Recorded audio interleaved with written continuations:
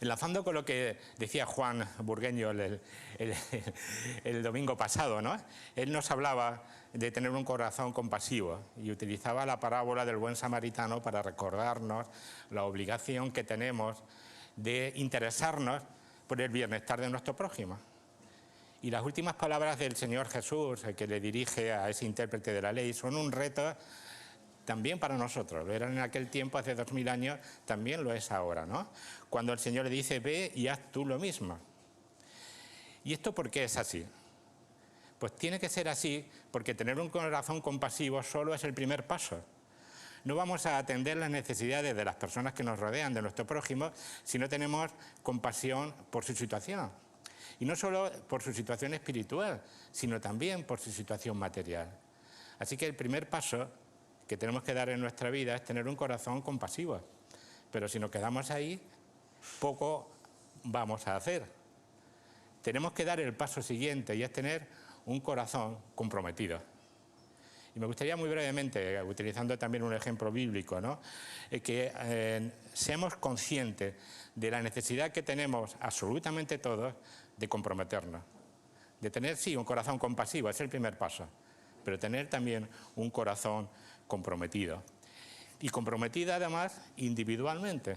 Por eso voy a hacer mucho énfasis en la importancia del compromiso personal de cada uno de nosotros. Y claro, podríamos decir, bueno, oye, hay tantísima gente en el mundo, hay tantísima gente en nuestra iglesia, ¿no? ¿Qué puedo aportar yo? Habiendo tantas personas con tantos dones y habilidades, lo hemos visto reparando el tejado, ¿no? Que ya están haciendo tantas cosas y tan importantes, ¿a quién hago falta yo?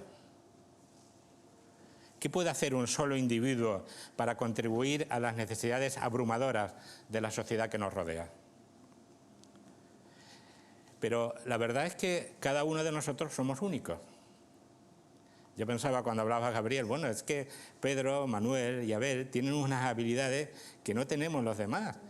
Y cosas que supuestos expertos no daban una solución, ellos la han dado. Cada uno de nosotros somos únicos, cada uno de nosotros tenemos unas habilidades específicas, hemos sido moldeados de una manera específica, tenemos una voz concreta, tenemos unas cualidades, un círculo de relaciones específicas.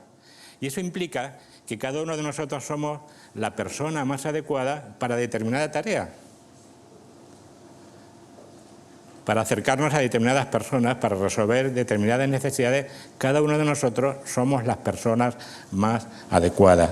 Así que cada uno de nosotros somos únicos y eso implica que somos los más adecuados, insisto, para hacer determinadas tareas. Ahora alguien podría decir, bueno, es que una sola persona, ¿qué va a hacer? Pues estaremos muy equivocados. Si repasamos la historia de nuestro mundo, veremos que ha habido infinidad de personas individuales que han tenido un impacto tremendo.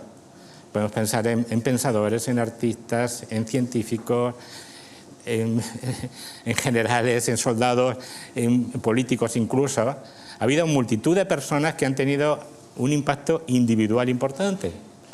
Pero es que si repasamos también las páginas de la Escritura, veremos constantemente, ¿no?, cómo la Biblia registra la vida de valientes siervos de Dios que a través de todos los tiempos le sirvieron fielmente transmitiendo la palabra de verdad. Incluso muchos de ellos dieron su vida por cumplir ese mandato del Señor. ¿Os imagináis que no hubiera asistido Pablo? ¿Que no hubiera asistido Pedro? ¿Que no hubiera asistido el apóstol Juan? Cada uno de ellos individualmente tuvieron un impacto tremendo en la sociedad de su tiempo y en la sociedad nuestra y en nuestra propia vida. Cuando leemos la palabra de Dios, generalmente no encontramos grandes movimientos de consagración de todo el pueblo de Israel o de todo el pueblo de Dios. Hay excepciones, por supuesto, en la Escritura, ¿no? Pero casi siempre encontramos a hombres y mujeres individuales comprometidos con su Dios, que hicieron la diferencia, que tomaron y ocuparon el lugar que debían de ocupar al frente del pueblo de Dios y cambiaron los tiempos, influyeron en la historia, influyeron en la vida del pueblo de Dios. Desde Génesis y Apocalipsis vemos la mano de Dios obrando por medio de individuos concretos que se comprometieron con Dios e hicieron justo lo que tenían que hacer o decir lo que tenían que decir en el momento oportuno y tuvieron un gran impacto.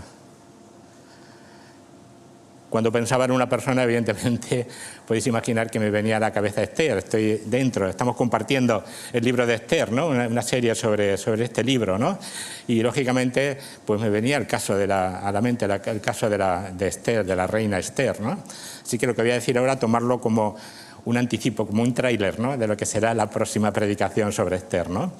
Bueno, todos sabéis, ¿no?, que Esther llegó a ser reina de Persia justo en el momento en que una siniestra amenaza se iba a cernir, ¿no?, sobre el pueblo de Dios. Muy brevemente os recuerdo la situación. Un decreto irrevocable del rey de Persia había ordenado la aniquilación completa del pueblo judío. Nadie podía cambiar ese plan, era un decreto de Media y de Persia y no se podían abolir de ninguna manera. Nadie podía cambiar lo que decía ese decreto, y muchísimo menos un judío o una mujer. Sin embargo, Dios en su plan soberano había establecido que una mujer marcara la diferencia. Pero esa mujer tenía que hacer algo. No podía quedarse en un sentimiento, digamos, de impotencia o de desaliento ante el decreto del rey. Tenía que hacer algo. Y ese algo implicaba poner en riesgo su vida, porque cualquiera que se presentara ante la presencia del rey sin haber sido llamado era directamente mandado al patíbulo. Ella tenía que hacer algo, pero ese algo implicaba poner en riesgo su vida. Qué gran dilema tenía esta mujer, ¿no? Sin embargo, su padre adoptivo Mardoqueo conocía muy bien a Esther. Sabía que Esther era única. Sabía que Esther tenía un carácter determinado, un carácter concreto. Sabía que era una mujer valiente. Y él la estimula con unas palabras muy específicas, que sin duda alguna es un magnífico ejemplo de motivación personal. Y le dijo, ¿y quién sabe si para esta hora has llegado al reino? Entre otras cosas, ¿no? La pone en la disyuntiva. Oye, es que a lo mejor Dios te ha puesto como reina justo en este momento. Qué maravilla sería si Dios soberanamente ha decidido escogerte a ti para salvar a su pueblo. ¿Será esto lo que explica que hayas llegado a reina justo en este momento? Y Esther, desde luego, pues se debate, ¿no?, entre su responsabilidad y lo que le suponía cumplir con esa responsabilidad, que era arriesgarse a morir. Y sabéis que termina con unas palabras muy alentadoras, yo creo que para nosotros, ¿no?, que denotan, ¿no?, una gran dosis de arrojo y valentía. Dice, entonces entraré a ver al rey, aunque no sea conforme a la ley, y si perezco, que perezca. Sin duda, esta es una gran respuesta que viene de una gran mujer. A Esther le había llegado su hora decisiva y no fue hallada en falta. En su hora decisiva estuvo a punto, al tanto del llamamiento de Dios, y estuvo dispuesta a comprometerse en la salvación de su pueblo. Y aquí encontramos una llamada a comprometernos nosotros. ¿Importa que me involucre? Sí, importa y mucho. Pero no tanto para el cumplimiento de los propósitos de Dios, que también, porque Dios va a cumplir sus propósitos a pesar de mi indiferencia y de la vuestra. Los propósitos de Dios se van a cumplir. Es verdad que Dios tiene otras formas de lograr sus objetivos. Tiene otras personas para utilizar el cumplimiento de sus propósitos. Pero debemos ser conscientes que si eso sucede, experimentaremos nosotros una gran pérdida. Si hemos sido preparados y llamados para un tiempo como este, qué trágico sería que no respondamos fielmente en esta hora. Sin duda alguna estamos rodeados de enormes necesidades, quizás no en nuestro entorno, ¿no?, pero sí, en nuestro entorno eclesial me refiero, pero sí en nuestro entorno próximo, ¿no? Necesidades que posiblemente desborden nuestra capacidad de atención, pero algo tenemos que hacer. Tenemos que preguntarnos, ¿qué estoy haciendo yo para responder al llamado de Dios en esta hora? Estamos involucrados en el servicio activo en la Iglesia. Estamos involucrados en el servicio activo en la evangelización. Estamos involucrados en el servicio social a las personas que nos rodean. Del ejemplo de Esther salen dos principios que dice Charles Swindoll en su comentario sobre el libro de Esther. Dos principios muy importantes, que como él dice son fáciles de decir y difíciles de llevar a la práctica, ¿no? El primer principio es que no nos arriesgaremos hasta que seamos conscientes de que una persona sola puede producir un impacto significativo. Claro, si pensamos, oye, ¿qué puedo hacer yo? Que no puedo hacer nada, pues difícilmente nos vamos a mover. Lo primero es que seamos conscientes de que una persona sola puede producir un impacto significativo.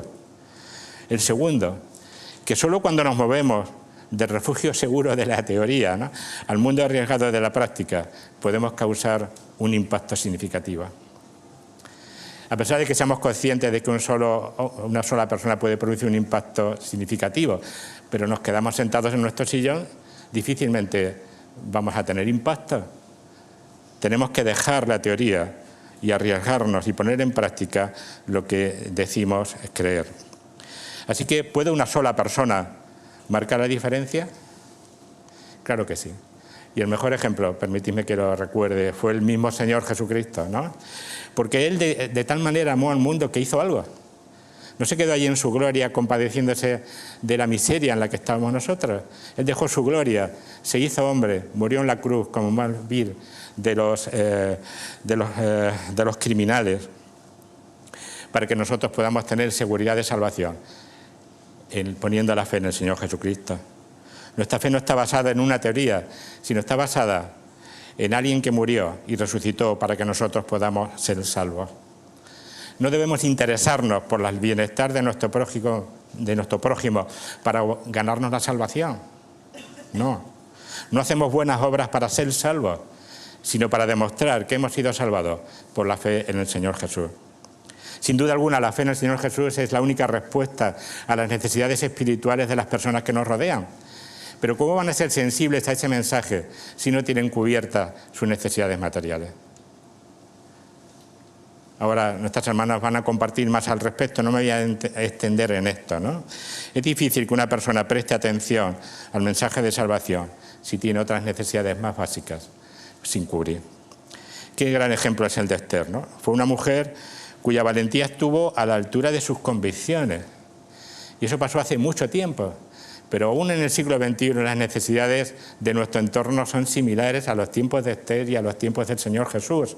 Es necesario que haya personas que se comprometan, personas como tú y como yo, ¿no?, que estén dispuestas a comprometerse, a hacer lo que es debido, cueste lo que cueste. Me gustaría terminar con unas palabras, ¿no?, de un hermano que vivió en el siglo XIX, Edward Hall, que dijo algo así muy alentador y retador para nosotros. Yo soy solo uno, pero yo soy uno. No puedo hacer todo, pero puedo hacer algo. Lo que puedo hacer, lo debo hacer, y con la ayuda de Dios lo haré.